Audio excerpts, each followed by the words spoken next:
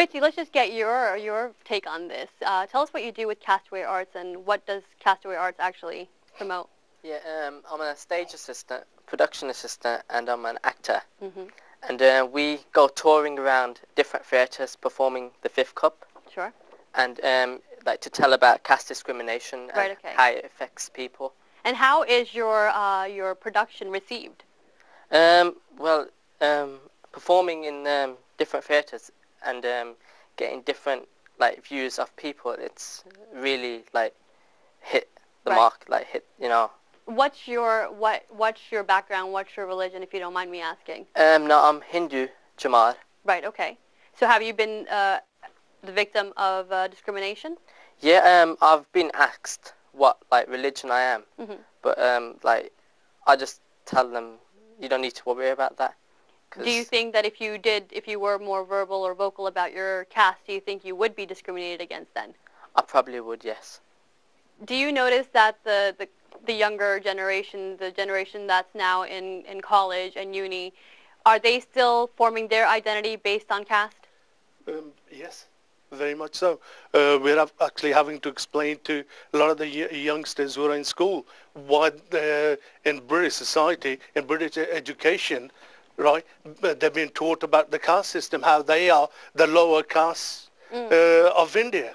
Well, I have mentioned this already, but I'll mention it again. I had invited the Hindu Council of UK and various different Brahmin Society and the Jet organizations, and gave them this forum to come on and discuss this and create a dialogue, and they were not interested in doing that.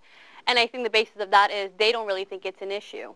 Well, it is for us because we are the victims, right?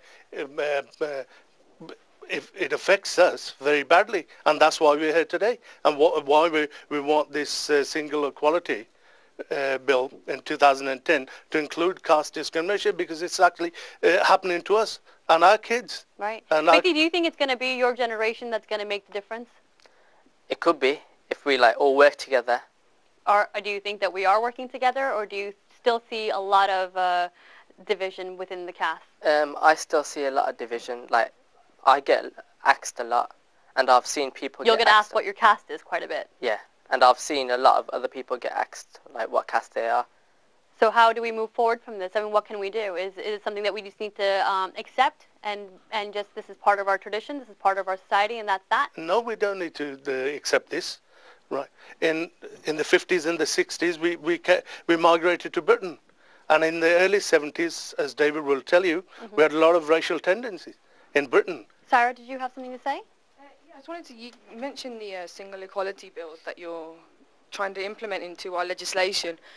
I don't think that putting in legislation in is going to turn around and say, okay, we won't use caste as a discriminatory thing anymore. I mean, within the workplace, bullying harassment is an issue, and I've dealt with that myself.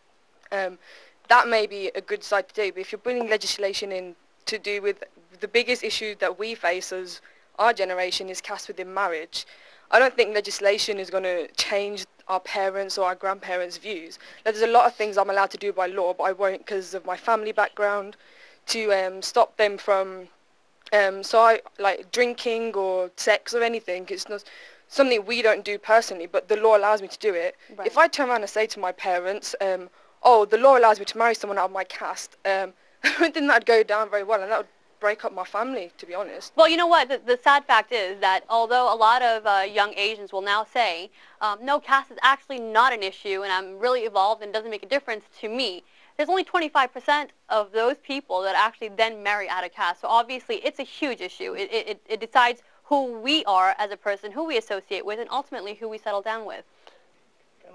Yeah. Clarification to be made. Legislation cannot make enemy to love his victim. Not at all. What is the result of legislation is it will deter him from killing the person. So that is what we are asking. We are not telling to abolish caste per se, because that cannot be abolished because the disease of the mind. So we are talking about legislation to stop the violence, the violence, humiliation, right. The mental is that violence that we're talking about, the violence against somebody because of their caste, has that really carried on into the UK? Have there been violent crimes based on somebody's caste? Most definitely. most definitely. I mean, there is evidence of it. One of my colleagues, a councillor and an MP, member of Parliament in Wolverhampton, they worked on a case very recently at a workplace where a discrimination of caste took place, and they actually won that case. So it just proves in the 21st century this is taking place, right? Whatever, if we're saying caste discrimination exists, right, there's proof of that. And you're of the Christian faith. I am from a Christian background, yes. Right, okay. Would you have an issue with your children? You were talking about your children asking questions. Yeah. Would you have any objection to your children marrying out of caste, religion? Does that play a huge role in their identity? No, it wouldn't. But on the other hand, it does to a lot of other people, right? To me, it wouldn't, right? I'm just a victim of this where I was born. And that's why I get this slapped in my face all the time, right?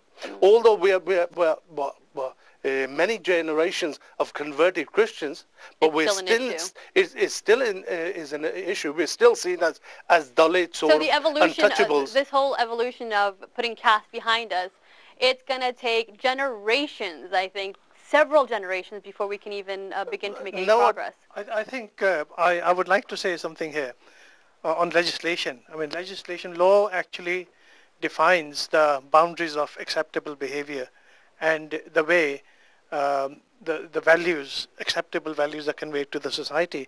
For example, racial discrimination not long ago, before it became Racial Equality Act, people didn't take it that seriously. There wasn't any guidelines or anything in schools or in government departments to deal with it. Now, same is the situation with caste discrimination. I mean, marriage is one aspect, right, which is beginning to affect the Asian community now, sure, right? But the legislation, what it's going to do is going to deter those who are determined to establish their Hindu supremacy on other people and would want to continue to make them feel inferior. Now, you're of the Hindu faith, right? Yeah. So how do you feel about being part of a religion that discriminates based on caste? I just want to make very clear one thing, that Hinduism, I mean, if you look at it, isn't a religion. I mean, we had in our conference that we had a couple of weeks ago, younger members of Hindu human rights group, and it was even their view. They do not think Hinduism can be described as a religion. What is it? Is it a culture? It is. I mean, you can more appropriately describe it as a culture. Hindu youngsters from Hindu human rights groups, they were describing in our conference, they don't think Hinduism is a religion. But going back to other thing, that they had a similar conference on human rights, and like you were saying, you invited Hindu Council, UK and Hindu Forum of Britain to this debate. They didn't come. And I guess their absence speaks a lot more than if they had showed up. They refused to attend a similar debate which was organized by their younger generation. Oh, right. And they actually boycotted that, didn't they? That's right. Yeah. And on that note, we're just going to take a little break, but we'll be right back.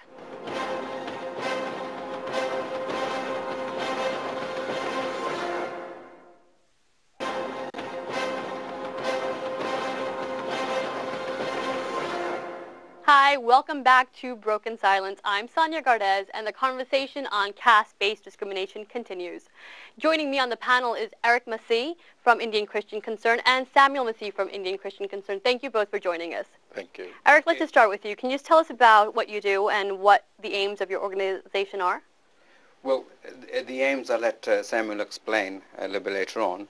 I'm actually a Christian, and I'm very proud to be a Christian, and I'm actually here to back the Caste Watch UK. I'm here to kind of help them with their aims. Sure. Basically, looking at the discussion that's been going on, it has been said, people are talking about the caste and Hindu religion. I personally feel that it's not the actual religion itself. I think it's a discrimination that we should really be talking about.